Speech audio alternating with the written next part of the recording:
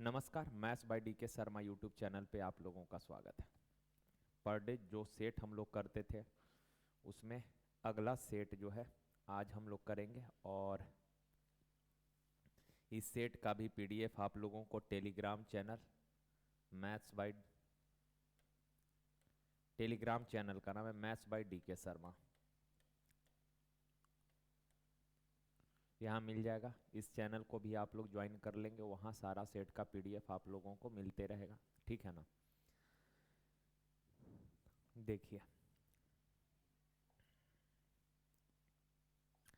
का x रुपए की राशि को ए बी सी के बीच इस प्रकार विभाजित किया जाता है कि ए और सी के हिस्से का अनुपात 8:7 है। ए और सी के हिस्से का रेशियो है 8:7। आगे बोला बी और सी के हिस्से का अनुपात है 3:2। बी और सी के हिस्से का अनुपात है 3:2। ये दो ठो रेशियो दिया, ए तथा सी के हिस्से का रेशियो है और बी तथा सी के हिस्से का रेशियो। तो इन दोनों रेशियो में कॉमन कौन है? इन दोनों में सी कॉमन है, सी का वैल्यू सेम करना पड़ेगा। यहाँ सी का वैल्यू 7 है, यहाँ सी का वैल्यू 2 है, तो सी का वैल्यू तो दोनों जगह इक्वल बनाना पड़ेगा ना। तो इक्वल बनाने के लिए इस रेशियो में 2 से गुना, सी का वैल्यू यहाँ 2 है तो इसमें 2 से गुना और इस रेशियो में 7 से गुना। अब ए बी एंड सी, ए का कितना हो जाएगा? 2 8 16। बी यहां है तो बी का 7 दिया 21 और सी का 2 7 14। ए बी एंड सी तीनों के हिस्से का रेशियो आ गया। अब आगे कहा कि यदि ए और बी के हिस्से के बीच का अंतर 240 रुपया है, ए और बी के हिस्से का अंतर 240 रुपया है, तो रेशियो में देखिए ए और बी के हिस्से का अंतर कितना है? तो ए और बी के हिस्से का अंतर अनुपात में है 5 यूनिट, लेकिन वैल्यू दिया है कितना? 240। 5 यूनिट का वैल्यू 240 है। सवाल का एक्स, एक्स कहने का मतलब एक्स क्या है? तो एक्स टोटल राशि है जो ए बी सी के बीच में बांटा गया है। तो टोटल कितना? 4 1 5 6 11, 2 2 4, 4 और 1 5, 5 से काटिएगा 5 चौक 20, 5 8 40, 8 एकम 8। इकाई अंक एक ही ठो ऑप्शन है जिसका 8 है, ऑप्शन नंबर डी। ओके ना। देखिए देखिए कहा ए बी सी की भुजा ए बी और ए सी बिंदु डी और ई तक बढ़ाई गई है। त्रिभुज ए बी सी की भुजा ए बी और ए सी को, यहां पे मिसिंग है, को बिंदु जो है डी और ई तक बढ़ाया गया। एक त्रिभुज है ए बी सी का, इस त्रिभुज के भुजा ए बी और भुजा ए सी को डी तथा ई तक बढ़ाया गया है, ठीक है ना। का इस प्रकार बने बाह्य कोण के समद्विभाजक, ये जो बाह्य कोण बना है, इन दोनों बाह्य कोण का जो समद्विभाजक है, बाह्य कोण का समद्विभाजक, ये एंगल बाइसेक्टर है, बाह्य कोण का ये समद्विभाजक है। का बाह्य कोण का जो समद्विभाजक है एक दूसरे को बिंदु आई पर, ये आई है, बिंदु आई पर प्रतिच्छेद करती है। ये दोनों जो है आई पे मिलती है। का यदि ए सी बी 66 डिग्री, ए सी बी ये वाला एंगल दिया है, ये एंगल दिया है 66 डिग्री। बोला A B C 44, A B C ये वाला एंगल दिया है 44 डिग्री। तो बी आई सी का मान क्या होगा? बी आई सी ये वाला एंगल निकालना है, ठीक है बात। एक चीज देखिए, आप सबको पता होगा कि सर बाह्य कोण समद्विभाजक द्वारा बनाया गया जो कोण होगा, बाह्य कोण समद्विभाजक द्वारा बनाया गया कोण 90 माइनस शीर्ष कोण का आधा यानी a/2 होता है। तो पहले ए निकाल लीजिए। सर त्रिभुज के तीनों कोणों का योग 180 होता है, ये 44 है, ये 66, तो 66 और 44 कितना? 110। 180 में से 110 गया तो ये कोण 70। अब ए 70 है तो ये कोण कितना हो जाएगा? 90 माइनस a/2, 70 का आधा कितना? 35। तो 90 में से 35 घटाइएगा 55 डिग्री, ऑप्शन डी, ठीक है। देखिए का ये एक चीज पहले ध्यान में रखिएगा कि जब भी रुपया और क्वांटिटी मिक्स करके दिया होगा और एक क्वांटिटी का अगर रेट निकालना होगा ना, एक क्वांटिटी का अगर रेट निकालना है तो रुपया ऑलवेज ऊपर लिखिएगा और वस्तु हमेशा नीचे। रुपया ऊपर और वस्तु नीचे, रुपया हमेशा ऊपर लिखना है और वस्तु हमेशा नीचे, तो एक क्वांटिटी का रेट हो जाएगा, ठीक है। रुपया हमेशा ऊपर और वस्तु हमेशा नीचे, ओके। देखिए का एक दुकानदार 1 रुपया में, एक दुकानदार जो है 1 रुपया में 44 टॉफी बेचता है। 1 रुपया में अगर 44 टॉफी बेचा है तो एक टॉफी कितना में बेचा होगा मेरे प्यारे भाई? तो रुपया ऊपर वस्तु नीचे, ये एक टॉफी का विक्रय मूल्य आ गया। 1 रुपया में 44 टॉफी, तो एक टॉफी कितना में? रुपया ऊपर वस्तु नीचे, तो ये एक टॉफी का विक्रय मूल्य आ गया। का इस तरह से उसको 5% का हानि होता है। 5% हानि अगर हुआ है यानी विक्रय मूल्य कै परसेंट हो जाएगा? 95%। तो ये परसेंट में विक्रय मूल्य, ये रुपए में विक्रय मूल्य, दोनों विक्रय मूल्य है, इसलिए बराबर हो गया। क्लियर है बात? अब सवाल का 10% का लाभ अर्जित करने के लिए उसे 1 रुपए में कितना टॉफी बेचना होगा? अच्छा 10% का लाभ कमाना चाहते हैं तो बेचना होगा कितना में? 110% में, यानी 110% का वैल्यू निकालना है। अब 95 दाएं साइड चला जाएगा तो बट्टा में 110 का वैल्यू निकालना, 110 से गुना, 5 से 19 बार, अब 5 से 22 बार, 22 दूना 44, तो ये आ गया 1/19 दूना 38, 1/38। यानी अभी बताए ऊपर में क्या होता है? रुपया, और नीचे में क्या होता है? वस्तु। यानी कि 1 रुपया में कितना वस्तु बेचना होगा? 38 वस्तु, तब जाके आपको 10% प्रॉफिट होगा। और यही पूछा भी है कि 1 रुपया में कितना टॉफियां बेचेगा? तो 38 टॉफी बेचेगा। ओके ना? चलिए देखिए का 360 मीटर लंबी एक ट्रेन एक समान चाल से चलते हुए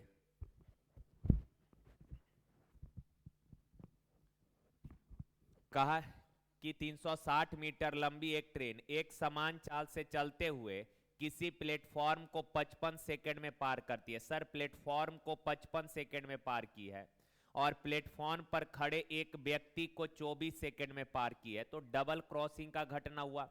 कहा कि प्लेटफॉर्म को 55 सेकंड में पार कर गई और उस पर खड़े आदमी को 24 सेकंड में पार कर गई। तो सर आप सबको पता है कि आदमी को अगर पार की है तो आदमी को पार करने के लिए ट्रेन को केवल अपनी लंबाई जितना डिस्टेंस ट्रेवल करना होगा। ट्रेन का लंबाई है 360 मीटर, आदमी को 24 सेकंड में पार कर गई, यानी अपनी लंबाई को 24 सेकंड में पार कर गई, तो स्पीड होगा डिस्टेंस अपॉन टाइम। 24 से कम 24, 24 बचे 120, यानी 15 मीटर पर सेकंड स्पीड आ गया। अब कहा कि सर 55 सेकंड में प्लेटफॉर्म को पार कर गई, तो आप बताइए 15 मीटर पर सेकंड के चाल से चलकर 55 सेकंड में तय की गई दूरी कितना? तो चाल गुना समय। और आप सबको पता है कि सर अगर प्लेटफॉर्म को पार की है तो प्लेटफॉर्म को पार करने के लिए रेलगाड़ी को अपनी एवं प्लेटफॉर्म के लंबाई के योग जितना डिस्टेंस ट्रेवल करना होगा।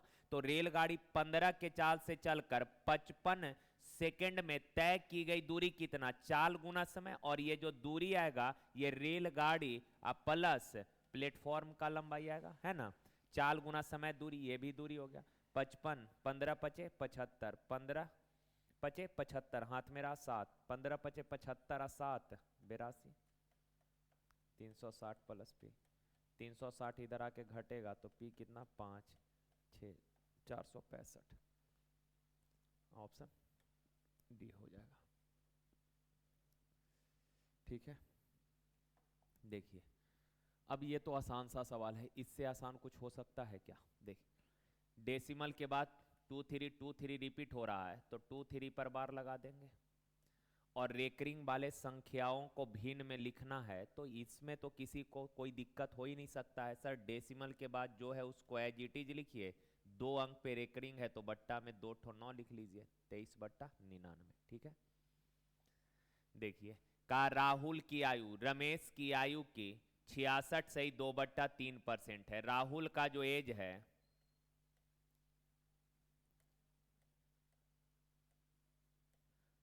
रमेश के एज का 66.2/3%, तो 66.2/3% का फ्रैक्शन होता है कितना? 2/3। राहुल का एज रमेश के एज का 2/3, यानी रमेश का एज अगर 3 है तो राहुल का एज कितना 2 है, यानी ये परजेंट का रेशियो दिया है। आगे कहा कि सर 7 वर्ष पहले उनकी आयु का अनुपात 9:14 था, तो 7 साल पहले उनके आयु का जो रेशियो था ये 9:14 था।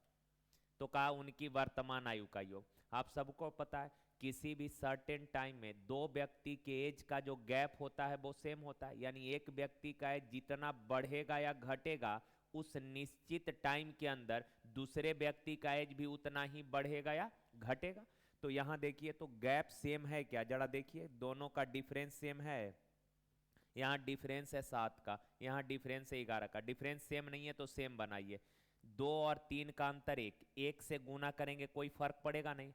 9 और 14 का अंतर कितना हो गया 5, 5 से ऊपर में गुना करिएगा तो हो जाएगा ये 5 दूना 10 और ये हो जाएगा 5 तिया 15। ठीक है, अब बताइए यहाँ डिफरेंस कितने का है 1 का, यहाँ डिफरेंस 1 का, अनुपात में गैप है 1 का, लेकिन ईयर में परजेंट और 7 साल बाद में अंतर कितने का है। पहले वही तो घट रहा यानी पहले का होगा ना हो।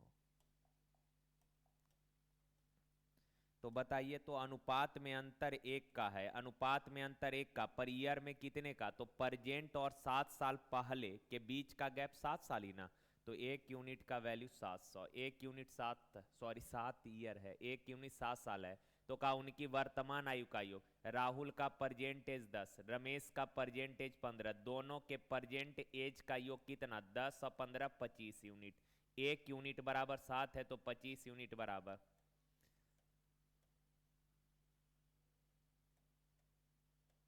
175, ऑप्शन डी। ओके, देखिए का दो संख्याओं का अनुपात 7:4 है, दो नंबर है सर और इन दोनों का रेशियो दिया है 7:4। का प्रत्येक संख्या में 12 जोड़ दिया जाए तो अनुपात 3:2 हो जाता है। सुनिए ना, हर नंबर में 12 ऐड किए यानी दोनों नंबर में इक्वल वृद्धि किए, पहला में भी 12 बढ़ाए दूसरा को भी 12 से बढ़ा दिए, तो दोनों में अगर एक्चुअल में सेम वृद्धि किए हैं तो अनुपात में भी सेम वृद्धि करना पड़ेगा।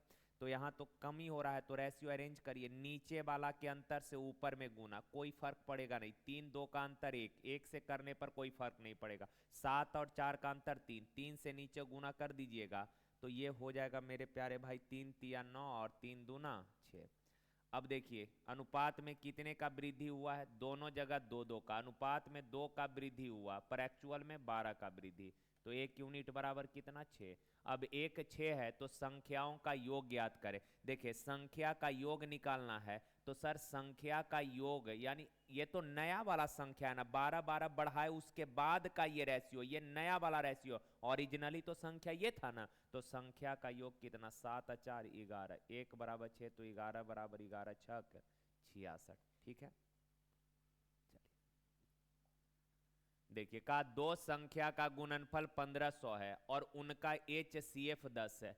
सर दोनों संख्या का जो HCF है ये 10 दिया है और आप सबको पता है कि संख्या जो होता है वो HCF जो होता है वो संख्या से डिवाइड होता है, यानी कि जो भी संख्या होगा वो 10 का मल्टीपल होगा, क्योंकि दोनों संख्या का HCF 10 है यानी संख्या 10 का मल्टीपल होगा। तो पहला संख्या मान लेते हैं 10A है और दूसरा संख्या 10 भी है और इन दोनों का गुणनफल दिया है कितना 1500। अब सर 2 जीरो से ये 2 जीरो कट जाएगा तो ए बी बराबर आ गया कितना 15। अब यहां पर जो वैल्यू आया है, इस जो रिलेशन आया इस रिलेशन के बिहाफ पर ए और बी का पेयर बनाइए। ओके ना, तो देखिए तो a और b को मल्टीप्लाई करने पर 15 आना चाहिए, तो a का वैल्यू अगर 1 लेंगे तो b कितना 15, तब ना 15 गुना 1 15 हो जाएगा। ओके, 2 तो फैक्टर है नहीं, 2 15 का तो फैक्टर है नहीं, 3 लेंगे तो b कितना लेना पड़ेगा 5, तब जाके 3 5 15, 1 गुना 15 15, यानी कि सर यहाँ पे ये दो पेयर बना है और अगर ये दोनों पेयर को प्राइम है तो सिलेक्ट करेंगे, ये को प्राइम है यस, ये भी को प्राइम है, यानी कि टोटल पूछ रहा है कि कितने संभावित युग्म हैं, तो सर 2 पेयर पॉसिबल है। कितने पेयर पॉसिबल? 2 पेयर। ओके ना, तो ज्यादा मुश्किल सवाल नहीं था ये, ठीक ठाक ही सवाल है। देखिए ये का 14 सेंटीमीटर और 11 सेंटीमीटर के एक आयताकार कागज का टुकड़ा को बिना ढके हुए मोड़कर 14 सेंटीमीटर की ऊंचाई का एक बेलन बनाया गया है।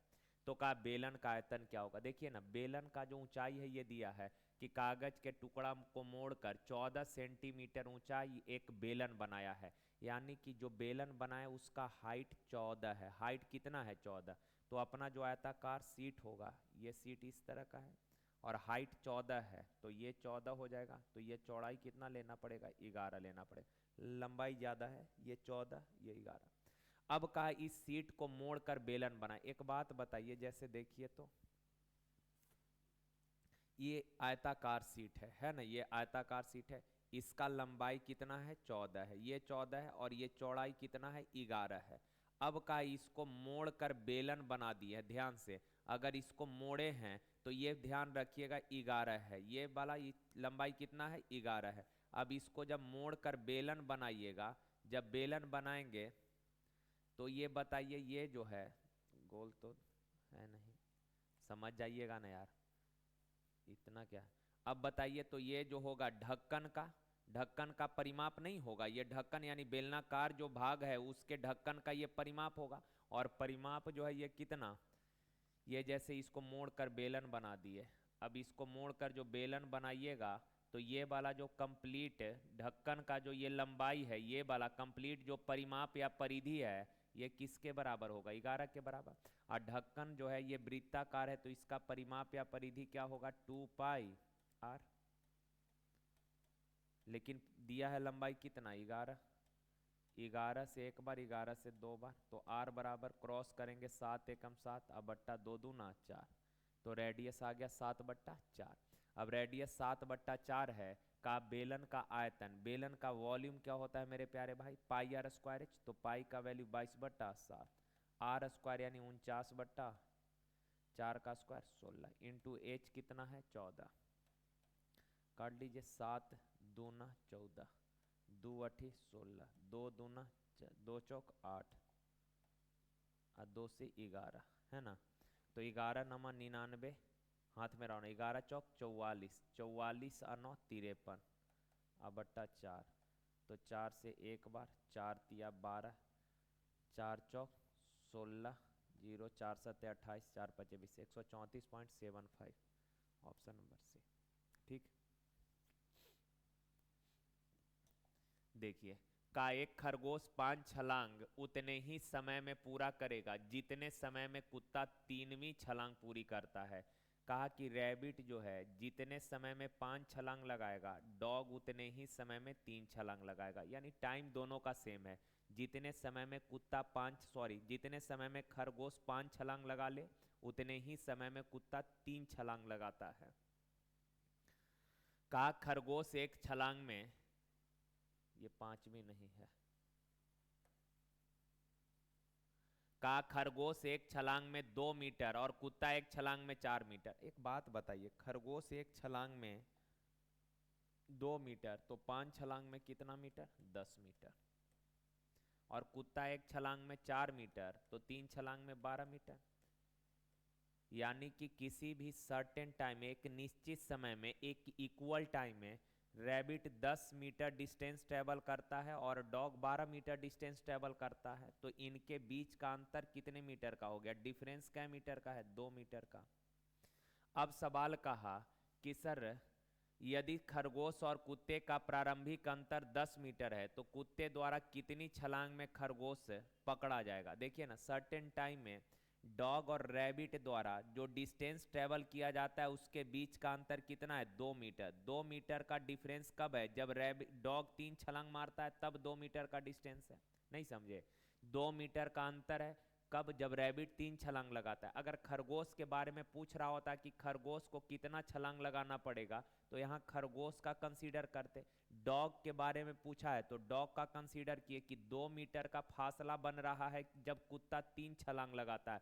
कुत्ता 3 छलांग लगा रहा है तो अंतर 2 मीटर का रहा है, कहा 10 मीटर का अगर अंतर है तो बताइए कुत्ता कितना छलांग लगाएगा। तो 2 का 5 गुना, तो 3 का 5 गुना कितना छलांग हो जाएगा, 15 छलांग। Option C.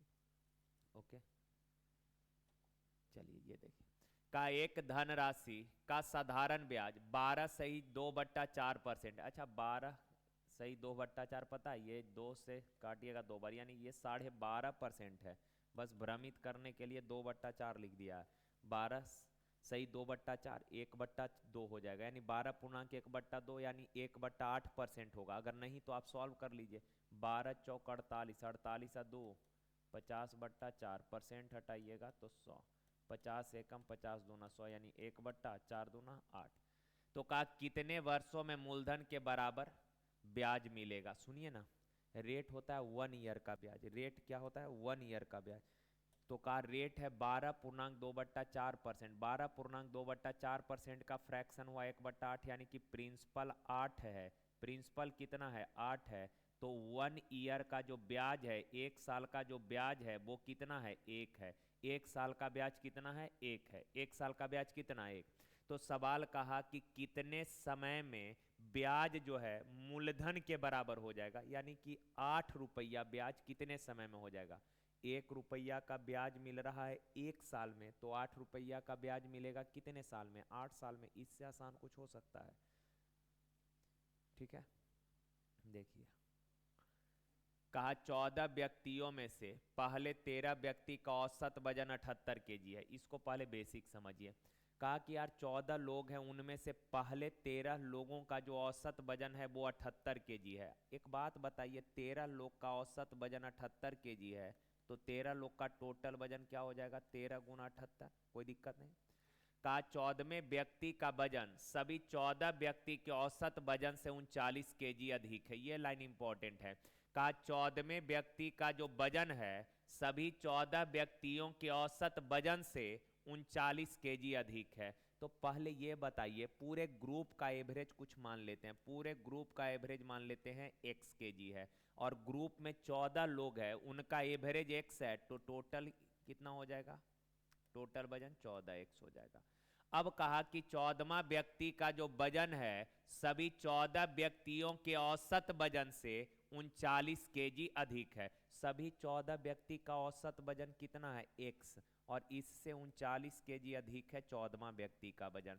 तो सर ये 13 व्यक्ति का टोटल वजन है, ये 14वां व्यक्ति का अकेले का वजन है, तो ये 13 का टोटल वजन ये एक ऐड कर देंगे तो क्या ये 14 व्यक्ति का टोटल वजन नहीं हो जाएगा। ये 13 व्यक्ति का टोटल वजन, ये 14वां का अकेले का वजन है, ऐड कर दिए तो ये 14 व्यक्ति का टोटल वजन हो गया। और 14 व्यक्ति का टोटल वजन है कितना, 14x।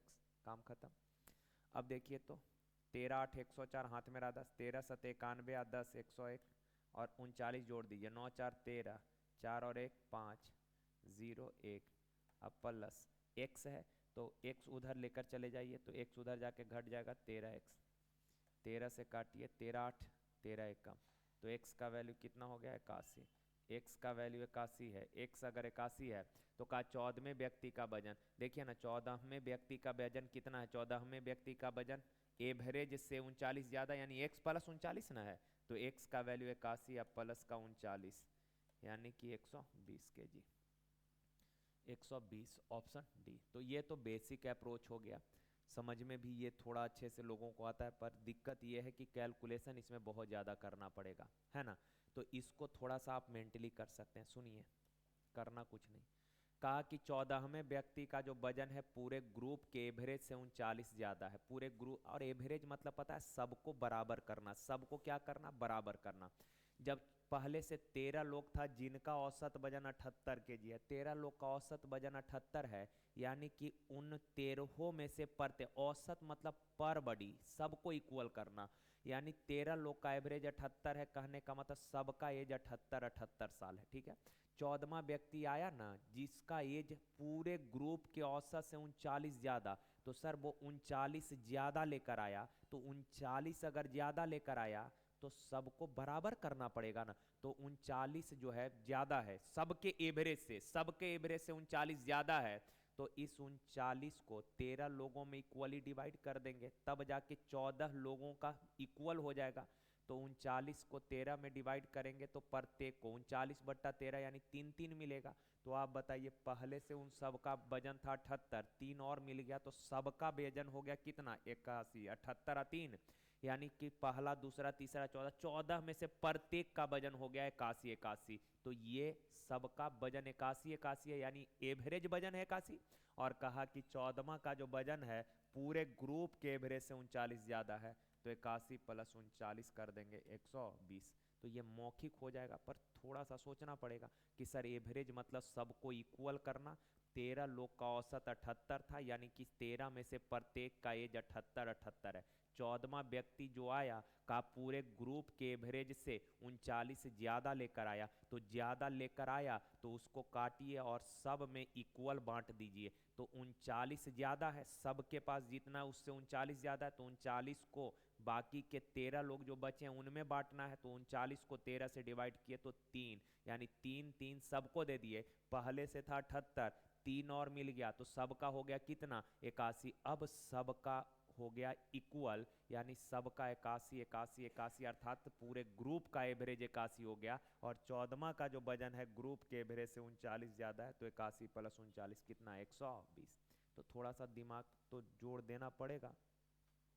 देखिए का इसका HCF निकालना, ये तो डायरेक्टे दी गया, ये x² है और ये 4 2 का स्क्वायर है, तो ये तो फॉर्मूला ही है, x + 2 का होल स्क्वायर। x + 2 का होल स्क्वायर होता है a² + b² + 2ab, ठीक है। और यहाँ देखिए, यहाँ से 3 अगर कॉमन करेंगे तो अंदर x² अब -4 बच जाएगा, तो यह है थ्राइस ऑफ x² अब -2 का स्क्वायर, तो ये 3 a² - b² क्या होगा, a + b × a - b। अब HCF बोला है तो HCF में कॉमन वाला बेस पकड़ते हैं, कॉमन बेस। तो यहाँ x + 2 है, यहाँ भी x + 2 है, तो x + 2।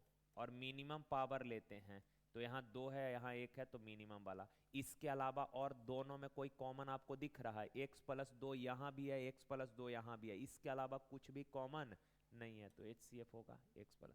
अगर यहीं LCM बोलता तो LCM में होता है all base and maximum power, all base. तो सर यहाँ से x + 2 का होल स्क्वायर हो गया मैक्सिमम पावर, यहाँ x + 2 है लेकिन यहाँ पावर 1 है, यहाँ पावर 2 है, तो इन दोनों में मैक्सिमम पावर वाला, और इंटू 3 हो गया और इंटू x - 2 हो गया।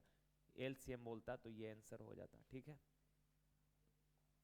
देखिए का एक सम चतुर्भुज का बड़ा विकर्ण छोटे विकर्ण का 150% है। देखिए ना, सम चतुर्भुज का जो बड़ा विकर्ण है छोटे का 150%, तो छोटा वाला अगर 100 है तो बड़ा वाला 150% कितना हो जाएगा, 250% मत बोल दीजिएगा, 150% अधिक नहीं बोला है, का बड़ा वाला विकर्ण छोटे वाले का 150%, यानी छोटा वाला अगर 100 है तो बड़ा वाला 150 होगा। रेशियो ले लीजिए तो 3 और 2, ठीक है ना, तो ये 3x और ये 2x होगा। का एरिया दिया है 432, और आप सबको पता है सम चतुर्भुज का एरिया होता है हाफ गुना विकर्णों का गुणनफल, हाफ गुना विकर्णों का गुणनफल, हाफ गुना विकर्णों का गुणनफल, यानी कि 3x × 2x दिया है कितना, 432। काटिए, 2 से 2 कट जाएगा, 3 से काटिए 1, 3 चौक 12, 3 चौक 12, x गुना x² 144 है, तो x बराबर कितना, 12। और x अगर 12 है, x 12 है, तो पहला डायगोनल कितना हो जाएगा, 12 तिया 36, और दूसरा डायगोनल कितना हो जाएगा, 12 दूना 24। कोई दिक्कत नहीं। अब कहा कि इस सम चतुर्भुज के भुजा का लंबाई क्या होगा। अच्छा सवाल है, भुजा का लंबाई पूछा है, तो देखिए ये सम चतुर्भुज है और सम चतुर्भुज के दोनों विकर्ण जो है एक दूसरे को, सम चतुर्भुज के दोनों विकर्ण एक दूसरे को समकोण पर समद्विभाजित करता है। सम चतुर्भुज का दोनों विकर्ण एक दूसरे को समकोण पर समद्विभाजित करता है, ये और ये और ये बराबर, ठीक है। अब एक बात बताइए, बड़ा विकर्ण 36 है, तो ये 2 इक्वल पार्ट में डिवाइड हो गया, यानी ये 18 तो ये भी 18, और ये पूरा कितना है 24, तो ये 12 और ये भी 12। भुजा निकालना है, ये वाला लेंथ निकालना है, ये वाला लंबाई भुजा। सब तो सम चतुर्भुज का प्रत्येक भुजा बराबर ही होता है, तो कहीं से उठा के बना लीजिए। एक बात बताइए, ये इस ट्रायंगल को जरा देखिए तो सरसरी निगाहों से, अगर ये आप देख पा रहे तो ये दिख पा रहा है, यहाँ एक कोण 90 है, यानी कि ये राइट एंगल नहीं है क्या, और राइट एंगल में 90 के सामने क्या होता है, कर्ण। राइट एंगल में 90 के सामने कर्ण होता है, तो इस राइट एंगल का लंब मालूम, आधार मालूम, कर्ण निकालना है, तो कर्ण होगा रूट अंडर लंब स्क्वायर 18 का स्क्वायर 324 प्लस आधार स्क्वायर 12 का स्क्वायर 144, तो ये हो जाएगा रूट अंडर, ऐड करिए 4 4 8, 4 2 6, 3 और 1 4, 468। ठीक है बात। अब मेरे भाई जितना भी ऑप्शन है सबके रूट के अंदर में 13 है, यानी कि ये नंबर 13 का मल्टीपल होगा। तो देखिए, तो इधर लिख दें, यहाँ पे समझ जाइएगा ना, समझ ही जाइएगा। 468 है तो 13 का मल्टीपल होगा, फैक्टर 13 का करिए, 13 तिया 39, 13 छक 78। अब यार आ गया 36 गुना 13, तो 36 का वर्गमूल 6 और रूट 13, तो साइड का लेंथ आ जाएगा 6 रूट 13, ऑप्शन सी। ओके, चलिए देखिए, का 1 से 50 तक की संख्याओं का कितना प्रतिशत इकाई के अंक में 1 या 9 है। का 1 से 50 तक ऐसे कितने परसेंट नंबर हैं जिसका या तो इकाई अंक 1 हो या फिर 9, या 1 या फिर 9। तो पहले ये बताइए 1 से लेकर 50 तक टोटल संख्या कितना है, टोटल कितना संख्या है 50। अरे भाई 1 से 50 तक 50 है संख्या ना टोटल होगा, वो 1 से लेकर 50 तक काउंट करिए, नहीं तो काउंट करने का जरूरत क्या है, 1 से 50 तक 50 नंबर है। का इकाई अंक पर 1 या 9 होना चाहिए, तो सोचिए कि इकाई अंक पर 1 किस किस संख्या में आएगा, तो 1 में आएगा, 11 में आएगा, 21 में आएगा, 31, 41, 51 मत लिख दीजिएगा, 50 तक संख्या लिखना है, इतना ही नंबर। अच्छा, इकाई अंक पर 9 कहाँ कहाँ आएगा, 9 में आएगा, 19 में आएगा, 29 में आएगा, 39 में आएगा, 49 में आएगा। ठीक है, आगे मत बढ़ जाइएगा। अब बताइए इकाई स्थान पर 1 5 संख्याओं में आएगा, इकाई स्थान पर 9 5 संख्याओं में आएगा, तो टोटल कितना संख्या ऐसा है जिसके इकाई स्थान पर या तो 1 या तो 9 आएगा, तो सर टोटल 10 नंबर है, 10 नंबर है। टोटल कितना में से, 50 में से, परसेंट तो 100 से गुना, 50 दूना 10 दूना 20%, ऑप्शन सी हो जाएगा ना। चलिए देखिए, कहा 2 वर्ष के लिए 20% की ब्याज दर से ऋण पर दी गई किसी धनराशि के चक्रवृद्धि ब्याज और साधारण ब्याज के बीच का अंतर 80 रुपया है। चक्रवृद्धि ब्याज और साधारण ब्याज का अंतर 2 वर्ष के लिए सीआई और एसआई का अंतर दिया है 80 रुपया। तो सर 20% के दर से 2 वर्ष का साधारण ब्याज, तो साधारण ब्याज हर साल इक्वल मिलता है, हर साल का साधारण ब्याज इक्वल होता है, तो 20% के दर से 2 साल का 20 और 20 40, ये साधारण ब्याज है, छोड़िए ना। अब 20% के दर से 2 वर्षों का सीआई, सीआई जब निकालना हो 2 टर्म का ना, तो ए बी फॉर्मूला से 20 प्लस 20 प्लस 20 गुना 20/100, यानी आएगा 44%। कहा यार यदि सीआई और एसआई का अंतर 80 रुपया है, सीआई और एसआई का अंतर 80 रुपया, परसेंट में अंतर कितना है 4%, और रुपए में 80 रुपए का, यानी 4% का वैल्यू है 80, प्रिंसिपल यानी 100% का वैल्यू पूछा है। तो सर 4 से काटिएगा 25 बार, 25 8 200, यानी कि 2000 रुपया, ऑप्शन बी। ठीक है, थोड़ा सा जल्दी फास्ट करते हैं, ठीक है ना। देखिए का ए और बी, ये भी अच्छा सवाल है, ध्यान से समझिएगा। का ए और बी किसी काम को 12 दिन में करेगा, ए और बी मिलकर अगर काम करे तो काम को 12 दिन में करेगा। बी और सी उस काम को 16 दिन में करेगा, बी और सी कितने दिन में करेगा, 16 दिन में करेगा। तो पहले यहां से टोटल वर्क कितना 48, 12 चौक 48, 16 तिया 48। ठीक है, कोई दिक्कत नहीं। अब जरा सवाल को पढ़िए एक बार, जरा आप लोग सवाल पढ़िए तो फिर से देखें यार। यहां से ए और बी का कंबाइंड एफिशिएंसी आ गया 4, बी और सी का कंबाइंड एफिशिएंसी आ गया 3। अगर हम आपसे बोले कि सर इन दोनों डेटा को यूज करके ए बी एंड सी का इंडिविजुअल एफिशिएंसी बताइए, क्या बता पाएंगे, सर नहीं बता पाएंगे। अब अगर नहीं बता पाएंगे और आगे पढ़िए, तो कहा ए ने 5 दिन काम किया, बी 7 दिन काम किया और सी बचा हुआ काम 13 दिन में समाप्त किया। ए आया 5 दिन काम किया चला गया, बी आया 7 दिन काम किया चला गया, फिर सी आया और शेष काम को कितने दिन में कर दिया, 13 दिन में कर दिया। तो सर ए का एफिशिएंसी नहीं मालूम, बी का नहीं मालूम, सी का नहीं मालूम। मान लेते हैं ए का एफिशिएंसी ए, बी का एफिशिएंसी बी और सी का एफिशिएंसी सी। ए 5 दिन काम किया तो कितना काम कर देगा, 5 है। बी 7 दिन काम किया तो 7 बी। सी बचा हुआ काम 13 दिन में कर दिया यानी 13 सी। अब काम खत्म हो गया यानी कितना, 48। ठीक है। अब ए प्लस बी का एफिशिएंसी 4 है तो यहां भी ए और बी का कॉम्बिनेशन बनाना पड़ेगा। कैसे बनाइएगा देखिए, 5a प्लस 7b है तो इसको 5b या प्लस 2b लिख सकते हैं। यस सर लिख सकते हैं, कोई दिक्कत नहीं है। अब 13c है, 13c को क्या 2c या प्लस 11c लिख सकते हैं, हाँ लिख सकते हैं।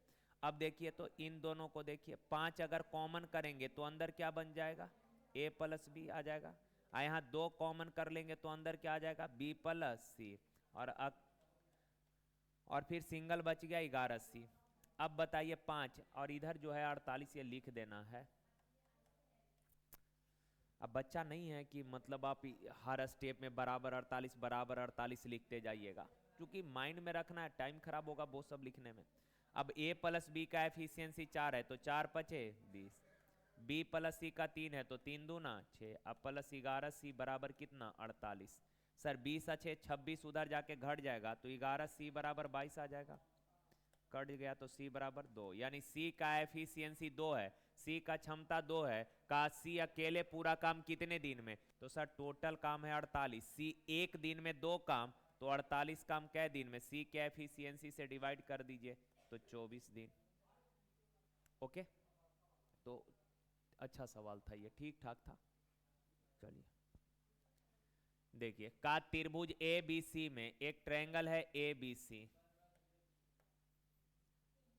का कोण A 66 डिग्री है, कोण B 50 डिग्री है, ये एंगल 50 है। कहा कि कोण B और C का द्विभाजक P पर मिलता है, कोण B और कोण C का द्विभाजक जो है एंगल बाइसेक्टर, ये एंगल बाइसेक्टर है, का एक दूसरे से P पर मिलता है। का BPC और PCA का मान निकालना है। ठीक है, एक बात अब आप बताना ध्यान से, ये 66 है, ये 50 है, तो 66 और 50 कितना हो गया, 66 और 50 हो गया कितना मेरे भाई, 116। तो 66 और 50 116 हो गया, तो शेष बच गया कितना, शेष 116 ना, तो शेष बच गया कितना, 64, शेष बच गया 64। अच्छा, अगर ये एंगल बाइसेक्टर है मेरे भाई, तो ये पूरा अगर 64 है, ये 32 है, तो ये वाला भी कितना हो जाएगा, 32 हो जाएगा। और यहाँ से 25 25 तो यहाँ से भी निकाल सकते हैं, तीनों कोणों का योग 180, तो 180 में से 25 और 32 घटाएंगे, ये आ जाएगा। और नहीं तो अंतः कोण समद्विभाजक द्वारा बनाया गया जो कोण होता है, ये 90 प्लस शीर्ष का आधा होता है, तो 90 प्लस शीर्ष का आधा यानी कि 66 का आधा 33 हो जाएगा, तो ये कितना 123 हो गया। और आपसे पूछा क्या है जरा देखिए, तो पूछा है सर BPC एंगल BPC यानी 123 प्लस PCA कितना 32। अब इसको ऐड करेंगे तो 5 5 और 1 155 डिग्री, ऑप्शन सी। ओके, देखिए का ये कल भी ये सवाल किए थे हम लोग इस तरह का।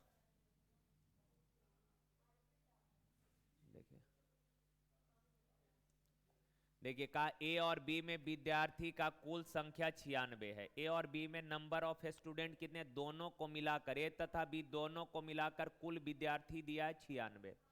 आगे आगे बोला क्लास A में विद्यार्थियों की संख्या B के तुलना में 40% अधिक है। कहा A में जो विद्यार्थी का संख्या है B से 40% ज्यादा है। अच्छा 40% ज्यादा है, 40% का फ्रैक्शन कितना हो जाएगा, 2/5। का A में बच्चों का संख्या B से ज्यादा है, यानी B में अगर 5 बच्चा है तो A में 2 ज्यादा कितना होगा, 7। अब इस बात को समझिए, यहाँ रेशियो भी आ गया और विद्यार्थी का एक्चुअल नंबर भी मालूम है, रियल वैल्यू भी मालूम है कि A और B में विद्यार्थी का टोटल संख्या 96 है, और A और B में विद्यार्थी के संख्या का रेशियो भी मालूम, संख्या का रेशियो भी मालूम, रियल वैल्यू भी मालूम। तो जब रेशियो मालूम है तो रियल वैल्यू का कोई यूज नहीं है, कॉम्प्लिकेटेड हो जाएगा कैलकुलेशन, हटा दीजिए, रेशियो के थ्रू कर लेंगे। यहां तक क्लियर हो गया बात। अब आगे बढ़िए। आगे कहा क्लास बी के विद्यार्थियों का औसत क्लास ए के विद्यार्थी के तुलना में 50% अधिक है, बी के विद्यार्थी का औसत जो है ए से 50% ज्यादा है। 50% का फ्रैक्शन 1/2, यानी ए का औसत 2 है तो बी का 1 ज्यादा 3 हो जाएगा। क्लियर है बात। अब आगे कहा कि अगर क्लास ए और बी के सभी विद्यार्थी का औसत वजन 58 kg है, ए और बी दोनों क्लास को मिलाकर टोटल औसत वजन कितना है 58। तो जल्दीबाजी में कई बार लोग करता है क्या, ए का एवरेज 2, बी का एवरेज 3, 2 और 3 5, 5 बराबर 58। भाई एवरेज है, डायरेक्ट जोड़ नहीं सकते। जैसे हम बोले ए किसी काम को 10 दिन में करेगा, बी किसी काम को 15 दिन में करेगा, तो दोनों मिलकर कितने दिन में करेगा, तो का 25 दिन बोल दीजिएगा। ऐसा नहीं कर सकते। तो यहां पर चूंकि एफ ही सी, जैसे एक लोग करेगा 10 दिन लगेगा, बी मतलब दूसरा आदमी अकेले करेगा 15 दिन लगेगा, दोनों मिलकर करेगा तो और ज्यादा टाइम लग जाएगा, कम ना लगेगा। तो टाइम एंड वर्क में जैसे टाइम को नहीं जोड़ते, हाँ एफिशिएंसी के साथ जो भी करना आप कर सकते, पर टाइम को डायरेक्ट नहीं जोड़ सकते। वैसे एवरेज है, ये 7 बच्चा का एवरेज है, ये 5 बच्चा का एवरेज है, दोनों को थोड़े ना मिला दीजिएगा। यहां करना पड़ेगा कैलकुलेशन ऐसे कि 7 बच्चा है, क्लास ए के 7 बच्चों का औसत वजन 2 है, 7 बच्चा का औसत 2 तो टोटल वजन 7 दूना 14।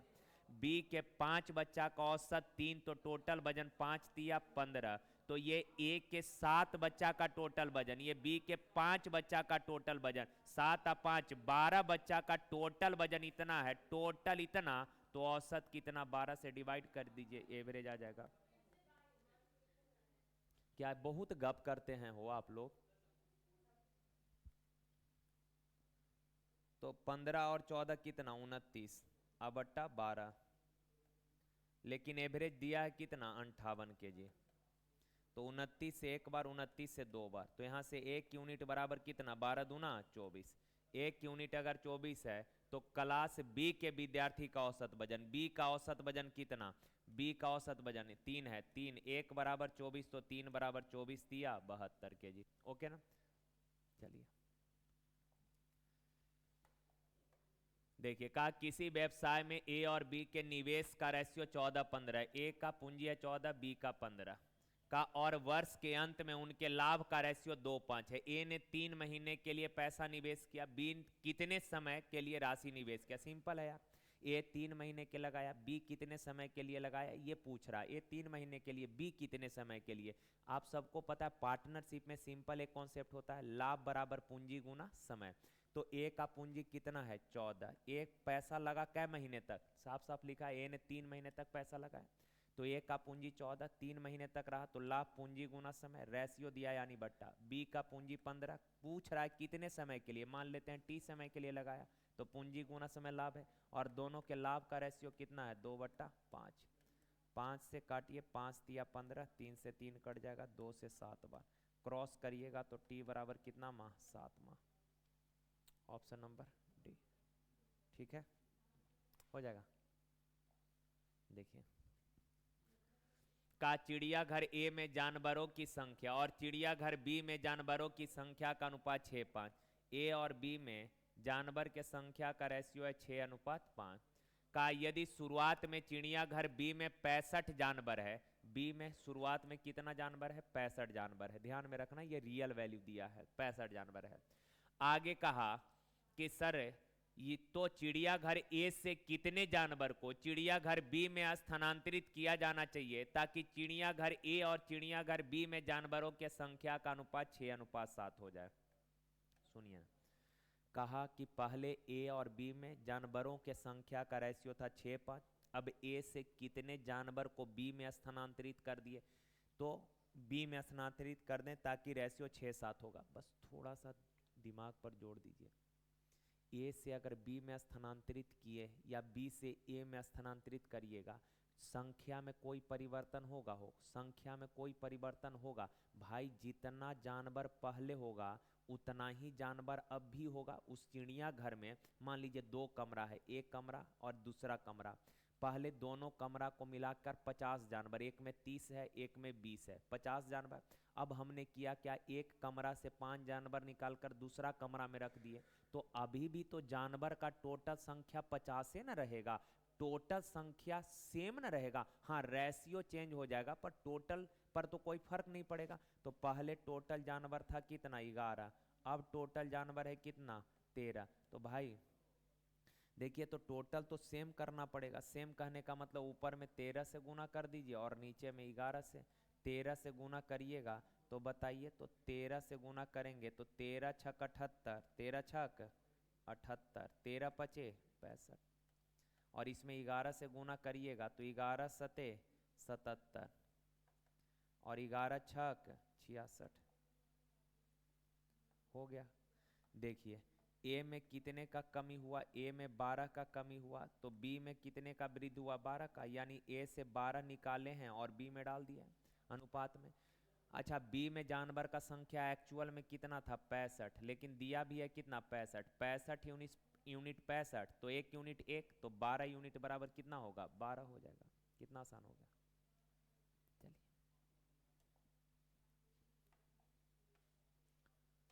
देखिए कामित 8000 की राशि 10% चक्रवृद्धि ब्याज के दर पर 4 वर्ष के लिए उधार लिया। वह पहले वर्ष के अंत में 2800 और दूसरे वर्ष के अंत में 2600 का भुगतान करता है। यानी कि 8000 रुपये 10% के दर से 4 वर्षों के लिए कर्ज ले लिया, एक साल के बाद आया 2800 रुपया दे दिया, फिर नेक्स्ट ईयर आया और 2600 रुपया दे दिया। तो आपसे सवाल पूछा है कि 4 वर्ष के बाद ऋण चुकाने के लिए उसे कितने का भुगतान करना पड़ेगा, जबकि ब्याज वार्षिक एनुअल संयोजित होता है। तो यहाँ पे इंडिविजुअल ईयर का आपको निकालना ही पड़ेगा और कोई रास्ता नहीं है। देखिए आराम से आसान सवाल है, बस थोड़ा सा कैलकुलेशन करना। आप मान लीजिए 8000 किसी से कर्ज लिए 10% के दर से, किस दर से 10% के दर से, यानी रेट अगर 10% है इसका मतलब हर साल 10% इंटरेस्ट लगेगा। तो सर 10% का फ्रैक्शन कितना 1/10, यानी प्रिंसिपल अगर 10 है, एक का ब्याज मिल रहा तो मिश्रधन हो जाएगा कै गुना 11/10 गुना, मिश्रधन कै गुना 11/10 गुना। अब आराम से उधार लिए हैं 8000, तो ये 8000 रुपया 10% के दर से एक वर्षों के बाद हो जाएगा कितना, 10% के दर से एक साल के बाद हो जाएगा कितना, तो 11/10 गुना। तो 0 से 0 कैंसिल, 11 अठे 8800 रुपया। 8000 रुपये कर्ज लिए थे, एक साल के बाद हो गया 8800। क्लियर है। आप एक साल के बाद आए और बोले कि सर 2800 रुपया ले लीजिए, आप 2800 दे दिए, तो अब बच गया उधार क्या रुपया 6000। ठीक है, बोले कि सर अब अगला साल के अंत में आएंगे फिर कुछ दे देंगे। तो अब इस 6000 रुपए पर पुनः 10% के दर से एक साल तक ब्याज लगेगा। तो 6000 रुपया पर 10% के दर से एक साल में ब्याज लगेगा कितना, तो या फिर ऐसे बोलते हैं कि 6000 रुपये 10% के दर से एक साल बाद हो जाएगा कितना, हो जाएगा यानी अमाउंट कितना, तो सर 11/10 गुना, तो 0 से 0, 11 छक 6600। ठीक है 6600 रुपया 2 साल तक आप पैसे दी।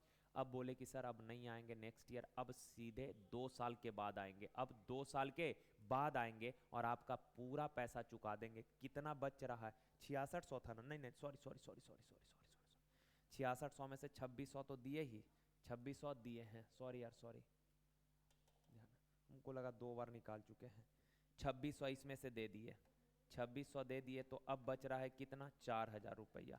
अब 4000 बच रहा है। अब आप बोले कि सर अब नेक्स्ट ईयर नहीं आएंगे, अब सीधे 2 साल के बाद आएंगे और आपका पूरा पैसा चुका देंगे। याद रखिएगा 4000 अभी और बाकी है। तो सर 4000 बाकी था, अब 4000 अगला साल 10% के दर से हो जाएगा कितना 11/10 गुना, फिर नेक्स्ट ईयर 10% के दर से हो जाएगा कितना 11/10 गुना, 2 0 से 2 0, 11 11 121, 121 में 4 से गुना करेंगे 4 4 2 8, 4 एकम 4, 48 40, 48 40, 48 40 ऑप्शन सी। ठीक है बहुत ज़्यादा मुश्किल नहीं था, थोड़ा सा कैलकुलेशन करना था बस। देखिए, का स्थिर पानी में किसी नाव की चाल 15 है, धारा की चाल 5 है, कितने समय में 60 किलोमीटर धारा के विपरीत और इतना ही दूरी धारा के दिशा में तय करेगी। 60 किलोमीटर धारा के विपरीत जाइएगा, समय लगेगा कितना, दूरी बट्टा चाल, अपोजिट डायरेक्शन है, चाल घटेगा, 15 में से 5 गया 10। और यही 60 किलोमीटर धारा के दिशा में जाइएगा तो समय लगेगा कितना, दूरी बट्टा चाल, धारा के दिशा में चाल बढ़ जाता है, 15 5 20, 10 से काटिए 6 बार में, 20 से काटिए 3 बार में, 6 या 3 9 घंटा। ऑप्शन नंबर डी, ठीक है। देखिए, का 12 पेन का क्रयमूल 8 पेन के विक्रयमूल के बराबर। ऐसे तो डायरेक्ट क्रयमूल हो जाएगा 8, चूंकि ये कॉफिशिएंट इनवर्स हो जाएगा, छोड़िए ऐसे समझिए। 12 पेन का सीपी, 12 का सीपी बराबर है 8 पेन का एसपी। ये सब आसान सा सवाल है। 12 पेन का क्रयमूल 8 पेन के विक्रयमूल के क्या है, बराबर है। तो 4 तिया 12, 4 दूना 8। सीपी और एसपी का अगर रेशियो लिखिएगा तो ये हो जाएगा कितना, 2:3, यानी क्रयमूल 2 विक्रयमूल 3। अब सवाल कहा कि कितना लाभ होगा, तो 2 का चीज 3 में बेच दिए तो लाभ कितने का होगा, 1 का। 1 का लाभ 2 पर परसेंट, 100 से गुना 2 से कितना, 50 बार 50%, ठीक है। देखिए, ये आसान सा सवाल है, आसान नहीं मतलब अच्छा सवाल है, अच्छा सवाल है। देखिए, ए का वैल्यू दिया है, बी का वैल्यू दिया है। सर जो दोनों यहाँ है वही दोनों सर यहाँ है क्या, आप बोलेंगे सर है। जो दोनों यहाँ है वही दोनों यहाँ भी है। अब पूछा है twice of A square plus twice of B square minus 5ab। तो यहाँ से अगर 2 कॉमन कर लीजिएगा तो अंदर बच जाएगा A square plus B square minus 5ab, ठीक है। और इनको जोड़िएगा ना, a प्लस बी निकालेंगे, जब इन दोनों को ऐड करिएगा तो ऐड करेंगे तो होगा twice of A square plus B square, और बट्टा में A square minus B square हो जाएगा ना।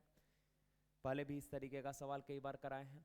तो sir twice of A square root 5 का स्क्वायर 5, 2 का स्क्वायर 4, तो 5 या 4 9। अब बट्टा में A square minus B square, root 5 का स्क्वायर 5, 2 का स्क्वायर 4, 5 में से 4 गया कितना, 1, तो 9 दूना 18। अब a इंटू बी लिखना है, तो a इंटू बी मल्टीप्लाई जब इन दोनों को करिएगा, क्रॉस ये कट जाएगा, कितना बच जाएगा, 1 बच जाएगा। यानी क्या, a प्लस बी का भी वैल्यू पता कर गए हैं और a गुना b भी पता कर गए। हमको चाहिए मेरे प्यारे भाई ए स्क्वायर प्लस बी स्क्वायर, और ए स्क्वायर प्लस बी स्क्वायर का तो फॉर्मूला आप सबको पता ही है। ए स्क्वायर प्लस बी स्क्वायर क्या होता है, ए प्लस बी का होल स्क्वायर और माइनस 2ab। ए प्लस बी का वैल्यू है 18, 18 का स्क्वायर 324 माइनस 2ab 1, तो 2 गुना 1 2, तो 324 में से 2 गया 322। यहां तक किसी को कोई तकलीफ नहीं है। तो बताइए twice of A square B square 322, अब माइनस ए बी 1 है तो 5 एकम 5, 2 दूना 4, 2 दूना 4, 2 तिया 6 में से 5 घटा दीजिएगा तो ये 639। Option number D, option D, ठीक है। ये देखिए, यहाँ एंगल को सेम करिए तो किसी को भी सेम कर लीजिए। इसी को कर लेते हैं, tan चेंज हो जाएगा किस में, tan चेंज हो जाएगा, tan चेंज होगा कॉट में, और 90 में से 33 जाएगा कितना, 57, ठीक है, कोई दिक्कत नहीं है। अब यहाँ देखें, cos square theta minus cot square theta, sorry cosec square theta minus cot square theta होता है 1, यानी कि 7 एकम 7, ठीक है, प्लस अच्छा साइन 90 डिग्री का वैल्यू कितना 1, तो 2 गुना 1 कितना हो जाएगा 2, माइनस यहाँ पे एंगल को सेम बनाइए, किसी को कर लीजिए, इसी को करते हैं। tan चेंज हो जाएगा किस में, कॉट में, स्क्वायर है तो स्क्वायर, 90 में से 38 जाएगा कितना 52। अब tan square theta into cot square theta क्या हो जाएगा 1, तो 4 गुना 1 गुना बाई, 4 गुना 1 गुना बाई कितना हो जाएगा 4 बाई, और बराबर में है बाई बट्टा 2। अब ये 7 आ 2 9, अब माइनस 4 बाई बराबर बाई बट्टा 2, तो 9 माइनस 4 उधर जाके जुड़ जाएगा, बाई बट्टा 2 में अगर 4 बाई ऐड कर दीजिएगा तो ये हो जाएगा 4 दूना 8 प्लस बाई 9 बाई और बट्टा 2, 9 से 9 कट गया, क्रॉस करेंगे तो बाई बराबर कितना हो जाएगा 2, ऑप्शन है। ओके, चलिए कहा दो कार एक्स और वाई दो ऐसे स्थान से एक दूसरे की ओर चलना शुरू करता है जो एक दूसरे से 216 किलोमीटर दूर है। देखिए ना, दो स्थान है और इनके बीच का दूरी है 216 किलोमीटर। दोनों स्थान के बीच का फासला 216 किलोमीटर है। कहा एक्स और वाई के चाल का रेशियो है 5:7। एक्स का चाल 60 है तो कहा कितने मिनट बाद एक्स और वाई एक दूसरे से मिलेगा। कितना आसान सवाल है। एक्स और वाई के चाल का रेशियो दिया ही है, एक्स और वाई के चाल का रेशियो दिया है। एक्स का चाल दिया 60 यानी कि 5 यूनिट का वैल्यू 60, तो 12 गुना ना 5 यूनिट 60, तो कै गुना 12 गुना 12 पचे 60 होता है, तो 7 यूनिट 12 सते 84 हो जाएगा। कोई दिक्कत नहीं। आप बताइए जब दोनों एक दूसरे की ओर चल रहा है तो कितने समय में मिलेगा। तो मिलने में लगा समय, समय होता है दूरी बट्टा चाल, अपोजिट डायरेक्शन है तो चाल जुड़ जाएगा। कितना 144, ठीक है ना। तो 144 हो गया। अब 4 से 12 से 12 12 144, 12 एकम 12, 12 8 96, 6 दूना 12, 6 तिरिक 18, यानी ये आ गया 3/2 घंटा। अब आवर को मिनट में लाइएगा, 60 से गुना, 60 से गुना करिएगा तो 2 से 30 दूना 60, 2 से 30 और 30 तिया 90, और ऐसे भी 1.5 घंटा यानी 90 मिनट ही होगा। ठीक है ना। सी देखिए कहा दो संख्या का योग 25 है, अंतर 13 है। दो संख्या का योग 25 है और इन दोनों का अंतर 13 है। एक्स निकालेंगे, जोड़ कर 2 से भागा, 25 और 13 38 का आधा 19, और बाई निकालेंगे घटाकर, 25 में से 13 गया 12 का आधा 6, और पूछा इन दोनों का गुणनफल 19 छक 114, ऑप्शन सी। ये हो जाएगा ना, कोई दिक्कत नहीं। छोटा सा सवाल था, छोटा क्या बहुत आसान सा सवाल है ये। देखिए कहा कि एक परीक्षा में एक विद्यार्थी को एक सही उत्तर पर 2 अंक मिलता है। एक क्वेश्चन सही करेगा ना 2 नंबर मिलेगा, और एक क्वेश्चन गलत करेगा उसके 1 अंक काट लिए जाएंगे। एक वो सही करेगा 2 अंक मिलेगा और एक वो गलत करेगा 1 अंक कट जाएगा। एक सही करेगा 2 नंबर मिलेगा और एक गलत करेगा 1 नंबर कट जाएगा। कहा यदि वह 50 प्रश्न हल किया और उसे 70 अंक मिले तो उसके द्वारा हल किए गए सही प्रश्नों की संख्या। सुनिए ना, टोटल 50 प्रश्न सॉल्व किया है। आप खुद सोचिए, जब भी आप पेपर दे रहे होते हैं तो आपका हार्दिक इच्छा क्या होता है कि सर सबका सब सही बन जाए, सबका सब सही बन जाता। तो आप बताइए, अगर टेस्ट जो है, पेपर जो है वो 50 क्वेश्चन है उसमें, और एक क्वेश्चन सही करने पर आपको 2 नंबर आता है। मान लीजिए आप एक सही करेंगे 2 मिलेगा, और मान लीजिए आपने 50 के 50 सही बना दिए होते तो आपको कितना नंबर आता? 100 नंबर आ जाता, आता ना हो। लेकिन आपको एक्चुअल में अंक मिले हैं कितना? 70 अंक मिले हैं। 70 अंक मिले यानी कितना कम मिले? 30 कम मिले। 30 कम क्यों मिले? क्योंकि आप कुछ क्वेश्चन गलत किए होइएगा जिसके कारण आपको 30 नंबर कम मिला। अब आप सोचिए, एक क्वेश्चन गलत करने के कारण आपको कितने नंबर का लॉस होगा? एक क्वेश्चन बनाएंगे 2 नंबर मिलेगा, अगर गलत किए तो 2 नंबर वो भी गया, ऊपर से 1 नंबर सॉरी यार सॉरी, अगर गलत बनाए तो 2 नंबर तो ऐसे मिलने से रहा, और ऊपर से 1 निगेटिव हो गया, तो एक गलत करने के कारण 3 नंबर का लॉस होगा। एक गलत करने के कारण कितने अंक का लॉस होगा? 3 अंक का लॉस होगा। तो बताइए 30 नंबर अगर कम मिला है, एक गलत करने पर 3 का लॉस, तो 30 कम मिला यानी कितने क्वेश्चन गलत कर दिए होंगे? 10 क्वेश्चन गलत कर दिए होंगे। तो बताइए टोटल 50 क्वेश्चन है, उसमें से 10 को गलत कर दिए तो सही किए होइएगा क्या क्वेश्चन? 40 क्वेश्चन। और इतना करना भी नहीं था, ये सब मौखिक ही कर लेना, हमको समझाना है तो लिख भी दिए। चलिए ओके ना, आ जाइए। देखिए एक पुस्तक विक्रेता अंकित मूल्य पर 10% छूट से एक पुस्तक बेचने पर 25% लाभ कमाता है। सुनिए ना, डिस्काउंट भी दे रहा है और फिर भी लाभ कमा रहा है। डिस्काउंट दिया फिर भी लाभ कमाया, तो डिस्काउंट और प्रॉफिट अगर मालूम है तो सीपी और एमपी का जो रेशियो होता है ये ध्यान में रखिएगा। सीपी होता है 100 माइनस डिस्काउंट और एमपी होता है 100 प्लस प्रॉफिट। ओके ना।